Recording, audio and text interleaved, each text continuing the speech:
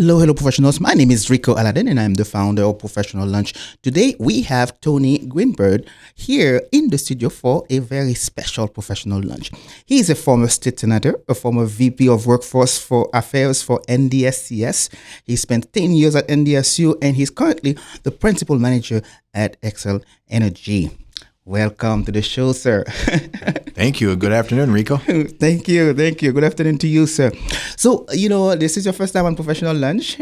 Please tell the Professional Lunch audience a little bit about yourself.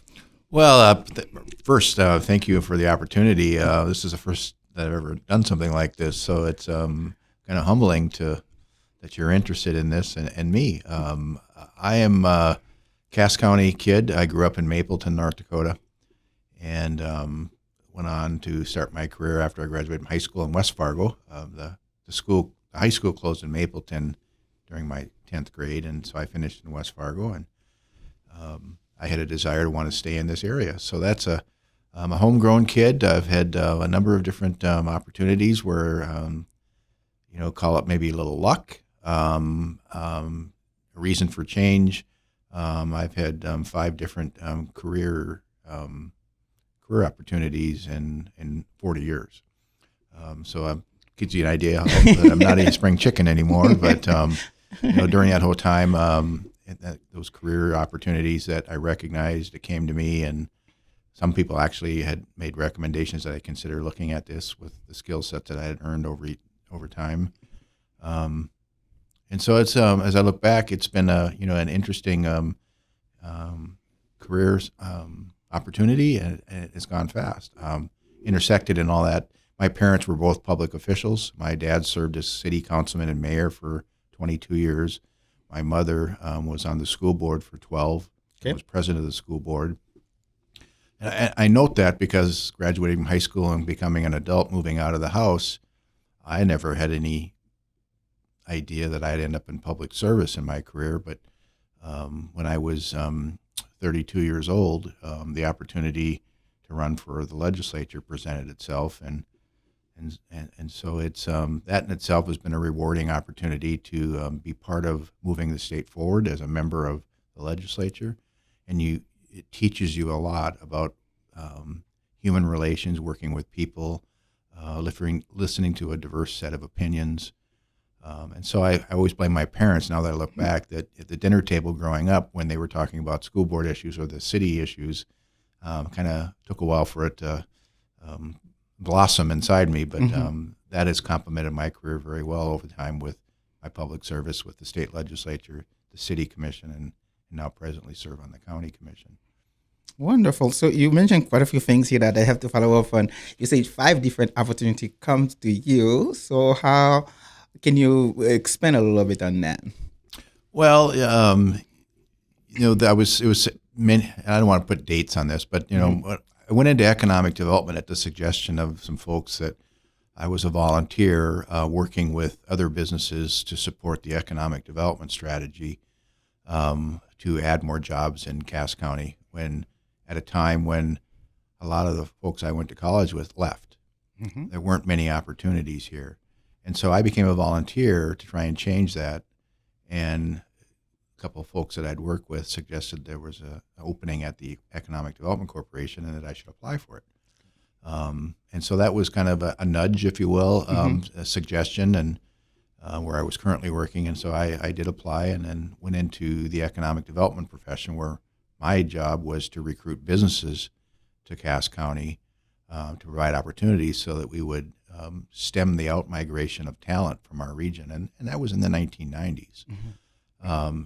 And then about 7 years later, the research park was established at North Dakota State University. And it's a private nonprofit to partner with industry and research expertise at NDSU to start and attract companies that would provide opportunities for NDSU graduates in the area to thrive with, a career path. And so I did that for about 11 years.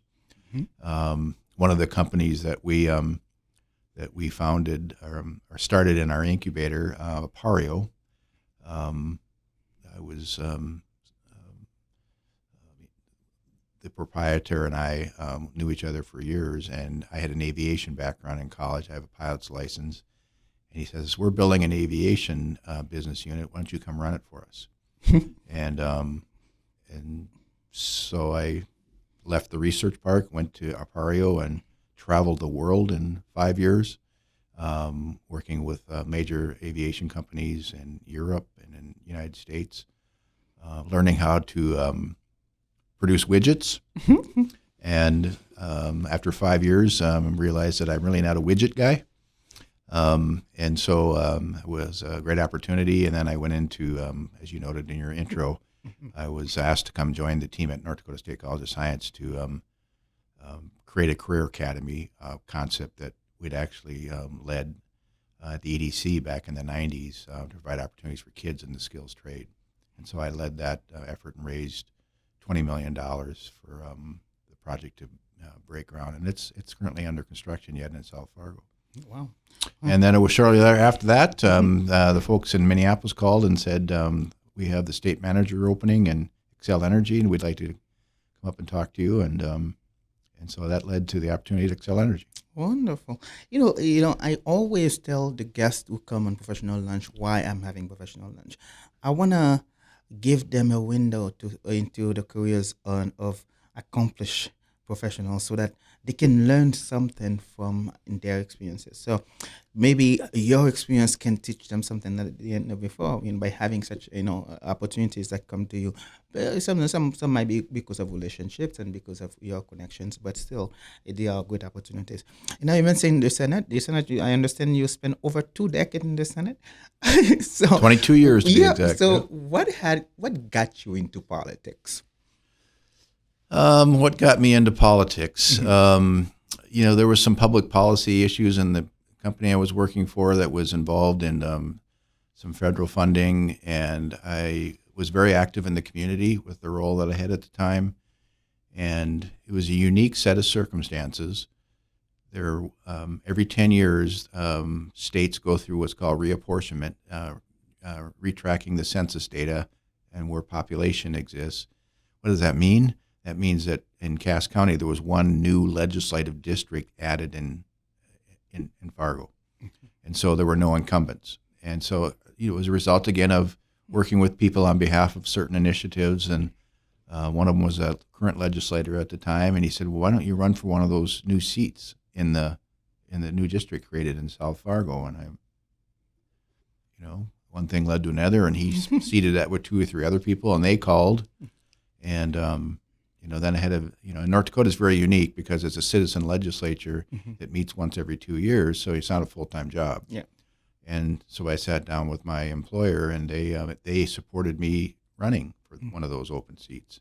And that really was the door opening, if you will, to really challenge myself because it was very uncomfortable, but yet it was intriguing. And so at the end of the day, my wife said, "Run for it. You'll learn. You'll figure it out." And there was a lot of figuring it out along the way. But it's you recognize, again. I guess the point to that is when opportunity knocks, recognize it, and then evaluate it if that's the right thing for you. And if it is, and it feels a little uncomfortable, that's okay, because you'll grow from the experience. Yeah. And in my case, I won. I woke up the next morning after the election, and I actually couldn't believe I won. And said, now what do I do? So, but 22 years later, it was time to hang it up. Wonderful, wonderful. I like that. When the door is open, even though you might get nervous, but you step in it. Yep. Wonderful. So what is one bill or one piece of legislation that you are most proud of while in the Senate over those decades? That's a very good question. You're one of 140 plus legislators.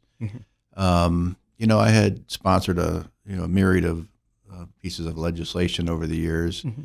Some passed, some didn't.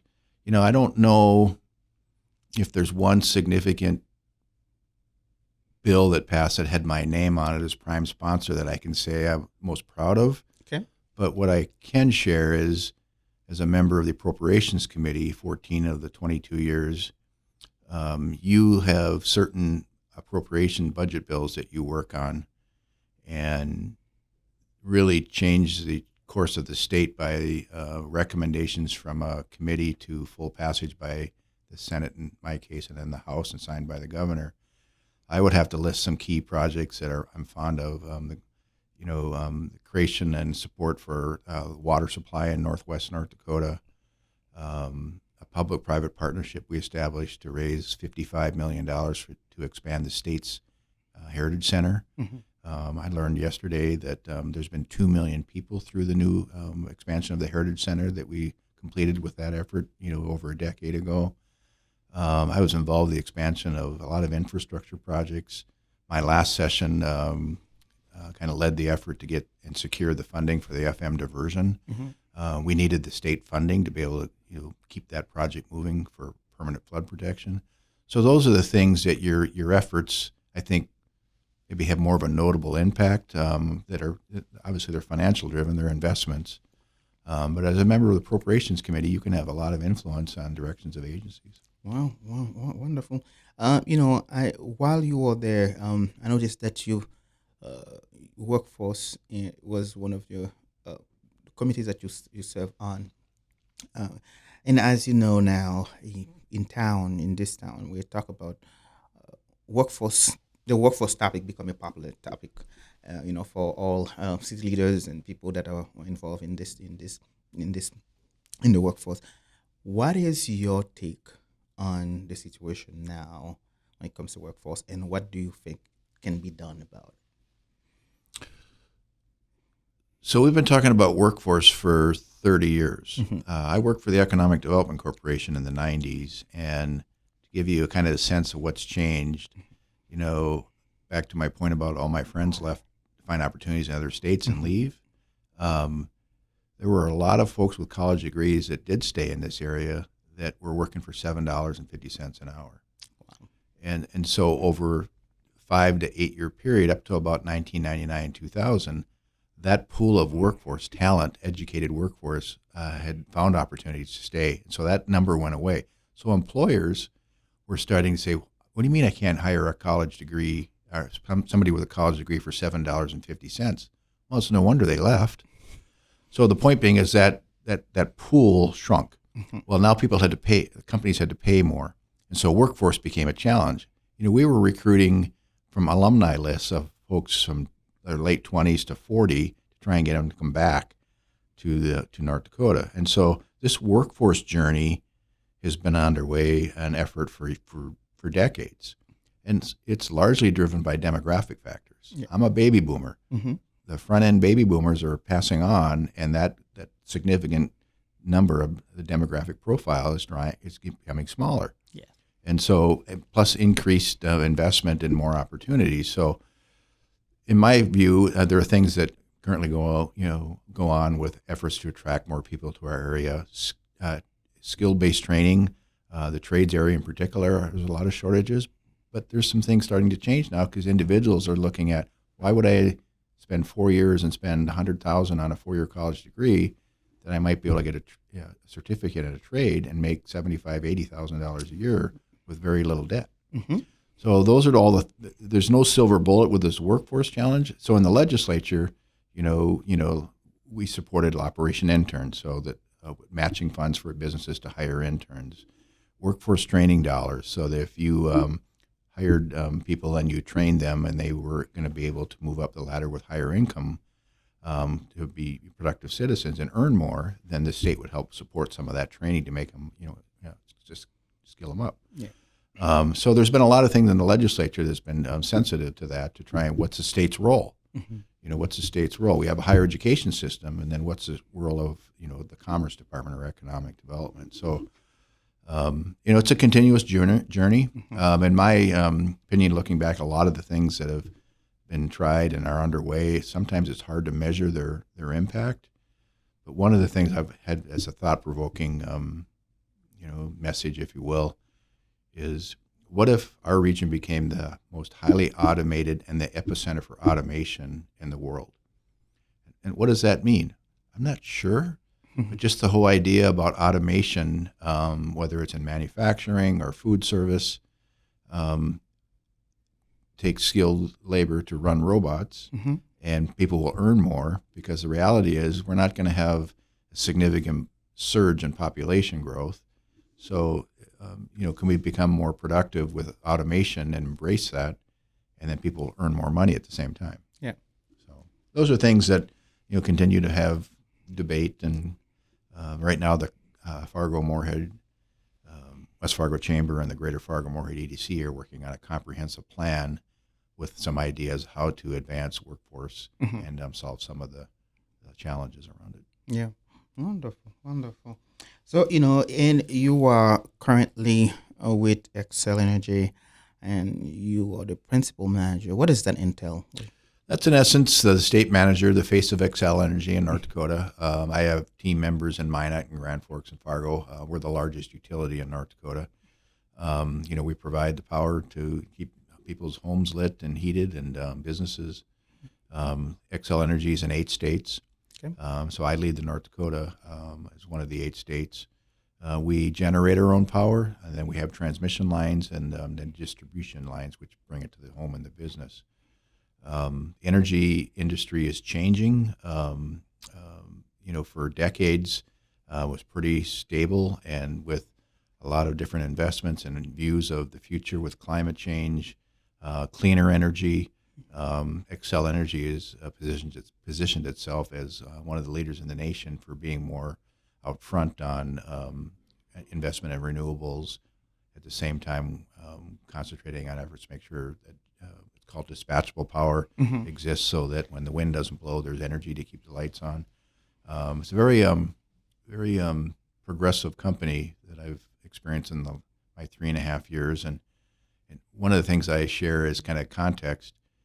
116 years in North Dakota and the upper Midwest, it's been in business. Wow. 116 years ago, we didn't generate power the way we do it today. Okay. And 50 years from now, we're not going to be generating power the way we do today. Wow. And what I mean by that, there's going to be hydrogen as a new fuel source. We're probably going to see an increase in small nuclear facilities for generation. And so a lot of, if you were to have Governor Burgum sitting here about innovation and not regulation, that's what we embrace. We'll figure out how to become much more efficient and generate power in a cleaner sense, and then all while keeping the cost affordable for people. Wow. Wow, wonderful, wonderful. As you know, I like learning about those positions, because sometimes when we are in school or we are young professionals who's just starting out, we don't know that these positions exist, right? We can define them for ourselves. So thank you for sharing that. No, so looking back at your career right now, we already talked about some of the things that you did as a senator, but in your career as a whole, when you think about it, when you first started, what would be some of the highlights, some of the accomplishments that you can you feel that your journey, these are the highlights of your journey? Highlight of my journey. Yeah. I think certainly things have changed. There's more opportunities today than there was when I graduated from college, but I still think there's some very distinct similarities. When I graduated from college, there was a lot of competition for the career path opportunities in this area, because there were fewer positions, but there was 1,100 students in the business school at Moorhead State when I graduated. They're not nowhere near that today. But the point being is that demographic profile of us baby boomers, there was a lot of competition. So there might have been 100 applicants for one position and 75 qualified. That was tough competition to land a position. So when you were hired, you stayed, because moving to a different company wasn't as prevalent as it is today on opportunities. My point being is loyalty and commitment was kind of a market-driven approach, and I still believe that exists today, but in a different fashion. So, employers are challenged by creating a quality workplace and attracting talent to their organization. There's probably not as much competition for those key positions, but an individual has the opportunity to move ahead much faster with a commitment on long term. And so the same skill sets or the same views, they were certainly more competitive in my start, but they still are strong attributes today from a standpoint of moving ahead faster, because the opportunity to move ahead faster is I think more pronounced than it was. Okay, wonderful. So I mean, we talk about some of the opportunities, but what about some of the challenges? That's one of the questions that I always get from high school students that I talk to. They think that they face more challenges now than any other generation. I don't know if that's the truth, but that's just, I don't think so, because I think everybody have challenges. We all have our unique and individual challenges depending on where we are in our lives. But when you talk to them, it's almost as if the challenges that they face now are hard to overcome. What some of the challenges that you have to overcome in your career, and how did you do it? Um, Being steadfast and a day at a time in some regards. Mm-hmm. How do we get over challenges? Being maybe a little stubborn, staying through thick and thin. And I've been through some thick and thin times Mm-hmm. in my career. But you persevere if you believe, and if things aren't over time the right isn't the right situation for you, don't be afraid to make a change. It's easier, I think, today to make changes in a career path than it was. I guess that's my main point. So don't be afraid of the unknown. Mm-hmm. And it generally is never as bad as you perceive it in your own mind. And I think challenges, there's so many more tools available now to create impressions in people's minds that there are more challenges. I don't know if the challenges have really changed. It's how society has delivered that information to people to formulate maybe stronger anxieties. Mm-hmm. But if you put one foot forward and continue to be focused and have a path and a goal, stay true to yourself and a goal, and don't get caught up in all the distractions with all the mediums of information exchange today. And when I was graduating from college, there was no CNN, there was no MSNBC, there was no Fox News, Mm-hmm. there was no social media. I think that just compounds people's anxiousness about the challenge, but we still all get up the same way every morning, put our pants on today as we did 40 years ago. Yeah, that's true. I don't know if that makes any sense or not. But. No, it definitely makes some sense. So I like the way you phrase it. The social media kind of amplify everything. Now, when the young, 16, 17, 18-year-old are seeing things, they have more anxiety thinking about their future and what they can do. And like you said, if they can take a step back and try to stay focused on what they want to do, they might succeed. Yeah. So, You make a commitment Mhm. to an organization. I mean, you're there to provide value for the company's growth and learn and be part of a team, and focus on that, and be methodical in your approach about advancement in your career. And Yeah. I still firmly believe if you stay committed to an organization, you're gonna be promoted over time faster, and if you're truly committed, and that's not I just firmly believe that. So. Okay. Wonderful. Well, that's a perfect segment to talk about advice for young professionals, because this is what professional lunch is about. Is really to help those who are launching their careers, make better choices, make fewer mistakes, not eliminate mistakes, but make fewer mistakes based on what others have learned along the way. So, what advice do you have for young professionals who are launching their careers? Certainly, education path is important, whatever choices individuals make, but also get involved. If there are internship opportunities, find a way to step out of, if you're in, as a college student, for example, find a way to get out of your comfort zone in the education setting to get out and get some real world experience. There's many more internships today than there has been in the past because of the tight workforce. Employers are hungry to get people in and share their experience and hopefully have them join when they graduate from the institution of choice. From a standpoint of if you're in a different path, you're not in education, still get out and network. The Chamber of Commerce, for example, has wonderful opportunities to meet and get to know people. Networking, there's young professional networks in the community, and social media certainly helps bring a lot of that together. But look forward to the human interaction of that engagement as well, not just through social media means. Really get to know people and understand how they think, and it'll lead to things that you haven't thought of, but it'll lead to opportunities, and the more people that you connect with, you'll learn and have opportunities that wrap around that. Wonderful. I really like your story, Tony, because having been on the end of receiving great opportunities in your career, we both could agree that it may not be the same for others who have maybe different backgrounds, different environments. So, when it comes to seeking opportunities, what do you think, or how did you, seek those opportunities, or yeah, maybe they were available, but it may not be the same for that young man, young woman who look like me, who somebody else trying to find these opportunities that are available.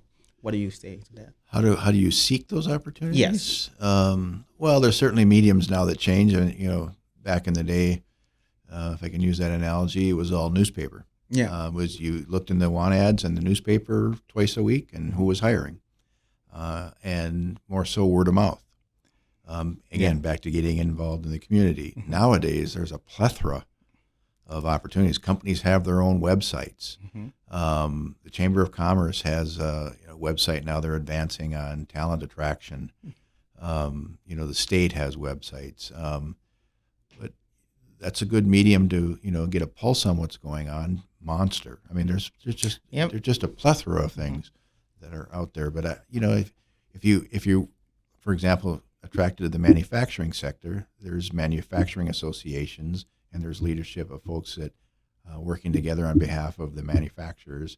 Reach out to them, for example. Ask to come to one of their meetings to learn and meet some of the efforts that the association is trying to do on behalf of manufacturers. Same would be the case in tourism as well, for example, or IT. Get into those pockets, which once people know you, that produces dividends. Yeah. Wonderful. So we get, I know we are short a little on time today, so we get to the final few minutes. I want to give you an opportunity to say the last few words for the professional lunch audience. Well, I really appreciate the opportunity. This area has provided great opportunities for a lot of people, and there's been a lot of tremendous growth in this region. The future looks very bright, and folks that are committed to career paths here should find robust opportunities. I've made a lot of mistakes over my career. I'll be first to say that. But one thing I've learned is don't be afraid to take some risk, and it's okay to feel uncomfortable with if you're going to change careers. But 1 foot at a time. Wonderful. 1 foot at a time. That's the perfect few words to put an end to the show today. Thank you so much, Tony, for being here today. And I enjoyed the conversation. I wish we had more time, but sometimes that happens. So hopefully in the future, as we are creating this platform, we can get a chance to sit down again and chat further. Look and forward offer to some, and offer some advice, some wisdom to the young professionals. Thank you for being here today. Thank you. Wonderful, wonderful. Now, this is the part that I tell you. It's up to you to make today a great day. Have a great day. All right. I'm going to stop that.